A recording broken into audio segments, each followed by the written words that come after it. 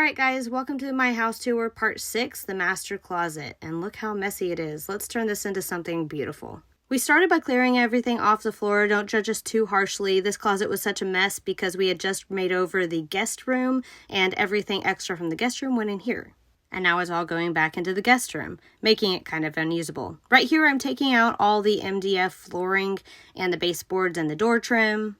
And then we removed our clothes and all the other stuff and gutted out all the shelves and everything. I have big plans for this closet, just wait. And as you can see here, it's nice and bare and a clean slate to work with. I'm super excited. I started by building a frame for the flooring for the cabinets to sit on. That way I have space below them to put a baseboard. Apparently moisture can seep up through the cement and damage the wood, so that's why I put the black plastic tarp down. Right here, I am ripping down plywood with my circular saw because I'm building these cabinets from scratch. And luckily, I did the math before I built these and realized that the cabinets would be way too big to fit through the door, so I had to build them inside this closet, which was a huge pain. I started by gluing them and then brad nailing them together just to hold it in place while I screwed them in with pocket holes. I'm putting the pocket holes on the outside of the cabinets because the outsides are going to go together and you won't see them. This cabinet is going to be huge. It's the full length of the plywood, which is 8 foot because I have a little over 9 foot ceilings.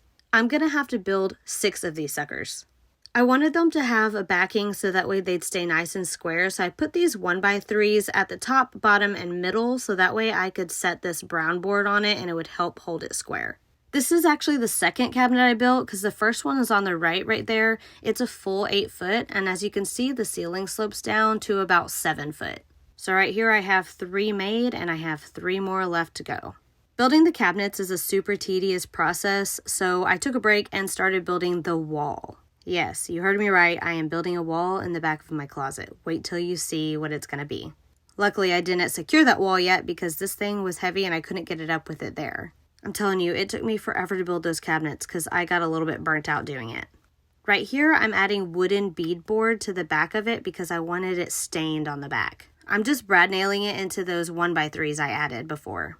And here I'm building boxes to go on the top of the left side of the cabinet, which is my side. And of course I had to test fit to make sure it fit before I built a few more. I had to work around that slope, so these weren't as deep as the rest. So I got all 3 of those built and installed. I just glued it and then brad nailed it from the bottom. And here I'm making sure I put the rod in the right place so that way I could still reach. And then I added some plywood above those to create cubby holes. And I love drawers, so I'm adding another spot for drawers right there with a spot that I can hang dresses. I couldn't add a full cabinet right here, so this is going to be the shoe storage. We added drywall to the wall that we built, and Tyler's just making it a little bit more neat right here. And then I added the top piece of drywall, and then right here I am taping and mudding. Not my favorite part of the project. And while that was drying, I started staining. Now, I'm using a water-based stain here because it's not fumey like oil-based stains.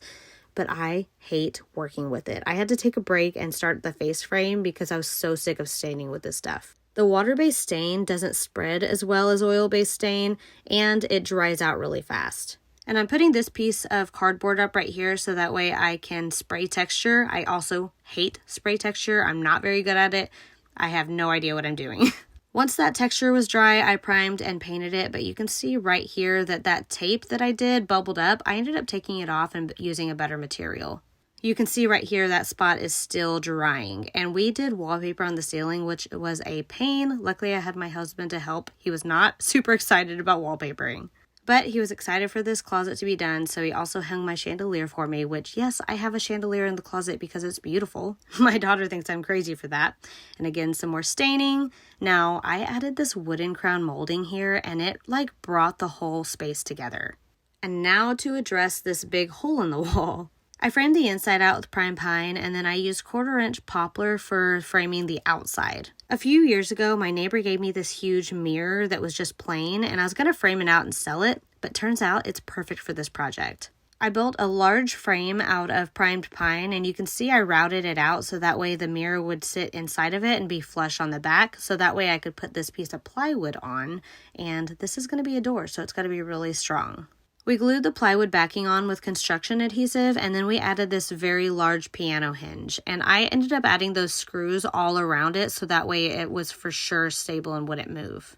This mirror was heavy. It took 2 of us to bring it in, and of course my neighbors had to come see, and the dog. This part was super exciting and also nerve-wracking because I was praying that this piano hinge would swing correctly and all my math added up, and guess what? It works perfect. Even almost a year later, it still swings smoothly. So if you're going to do something like this, I definitely recommend a piano hinge. And right here, I'm adding base cap molding around the edges to make it look like a fancier mirror. In my head, I was envisioning a vintage style mirror in here, so I painted it black and then went over it with rub and buff to give it that vintage antique look. Now to address what we're putting in this little hidden closet space. My husband agreed to get rid of his 2 safes if he had a secure spot to replace them. So we built a room, and we added tactical walls to the back wall to hold, you know what? The door has a magnetic lock, so it's nice and secure. And now it's time for the floors. I'm super excited for this part. I'm using these ceramic white hexagon tiles from Riad Tile, and they're beautiful. The orange stuff is an uncoupling membrane that I put down to help with waterproofing, and it will prevent your tiles from cracking if your cement slab cracks like some of my in my house has. I will warn you, this hexagon tile is not forgiving to work with. You really have to get it perfect, and even with these spacers, it was really hard. I tested out this creamy white grout color, but compared to the tile, once it was dry, it looked pretty yellow. So I ended up scraping out as much as I can and then going with the cover Driftwood by Mapei. I'll be honest though, I still wonder what that white color would have looked like. After living with the mirror for a little while, I decided that the color was not right for this room since it was too close to the cabinet color. I ended up painting it Accessible Beige by Sherwin-Williams. But then I felt like this room needed some color, so I added this gorgeous rug. Of course, it's a Loloi. If you've been here a while, you know I love Loloi rugs. And then my custom drawers came in from the cabinet door store, and I was so excited. I wallpapered the bottom since I had extra wallpaper, and then I opted to put the drawers together myself. They're tongue and groove, and they were pretty awesome. And of course, I had to make a transition because why not? These drawers are so well made, and of course, I had to test one out before installing all of them. It's tedious work, but I got it all done, and I've got my method to install these drawers. They do make jigs for it. I even added an organizer to my underwear drawer. Now, the drawer closest to the mirror on the right side wouldn't open because the mirror was too thick. So I ended up cutting the drawer down, and it worked perfect. I've just got to figure out how to create a drawer front for this one. But at least it opens. Now it's time to build the drawer fronts. I'm using 1x3 common board along with plywood underlayment for the middle. I'm routing the edges because I want these to be fancy. Then I got them stained in that same water-based stain and installed. Look how beautiful they are.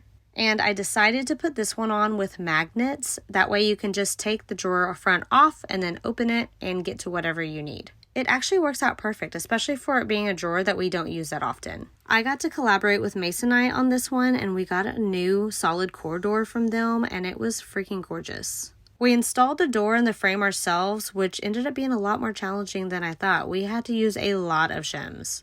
Now it's time to frame the outside and the inside of the door. I use 1x3 primed pine on the sides, and then 1x4 sandwiched between 2 1x2s for the top. And of course, with door framing projects, there's always lots of caulking to do. And then I got the frames painted. Again, that color is Accessible Beige by Sherwin-Williams. And a reminder from where we started and where we are now. Look how beautiful this is. I'm still obsessed every time I walk into this closet.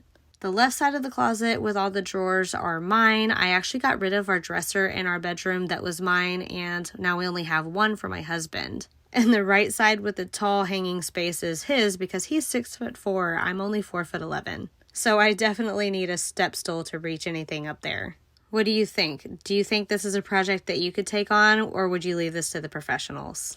If you'd like a link to any of the accessories I have in here, like the drawer organizer or these cute bag hooks, head to the description and it'll be linked right there for you. Follow me for more DIY and home design.